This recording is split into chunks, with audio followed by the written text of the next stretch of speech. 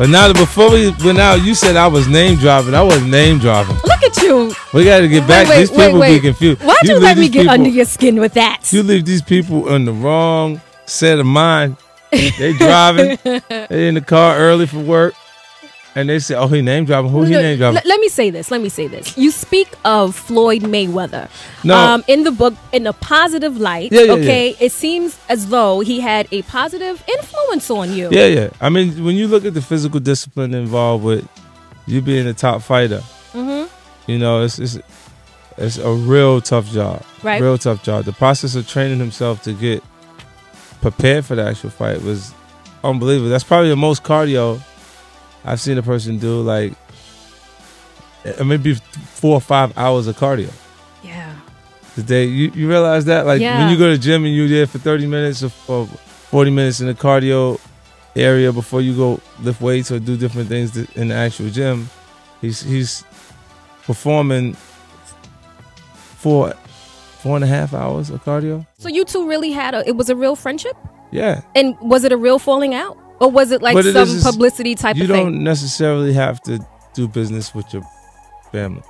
So you guys are good. You're just not doing business with each other. Okay. The decision, when you saw what you saw on Twitter, is a reflection of him deciding not just the Twitter, but go into business. Teaming up with Manny Pacquiao. That just seemed you misinterpreting that what seemed you're like saying. a low blow. Fam. I'll say this to you so you understand it, but I'll never offer this again in conversation or communication. So pay attention for the people listening. Right? Okay.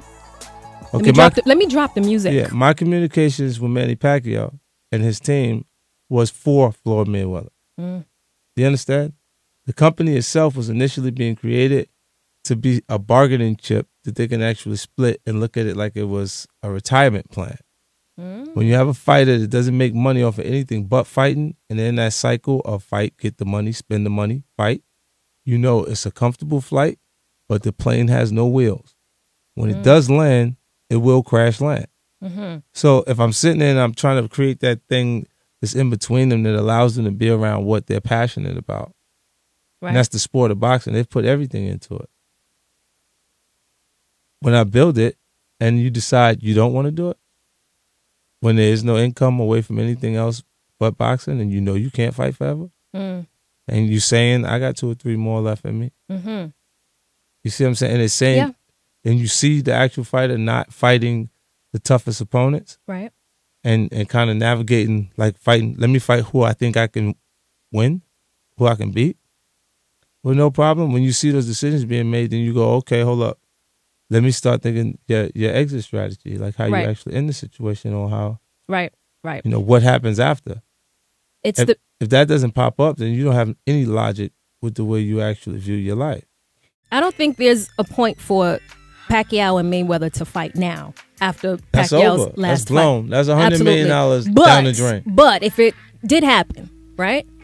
Speaking from your expertise as a boxing promoter, 50 Cent, do you think Manny Pacquiao could beat him?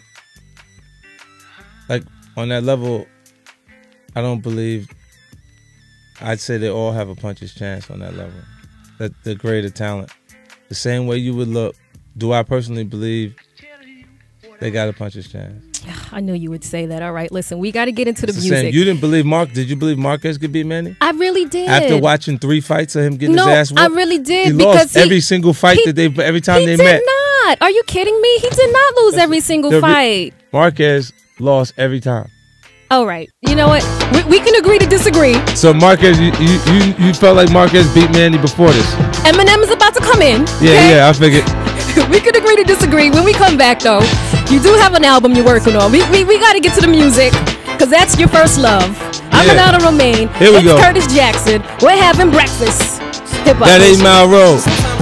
Air Candy with Renata Romaine on Hip Hop Nation.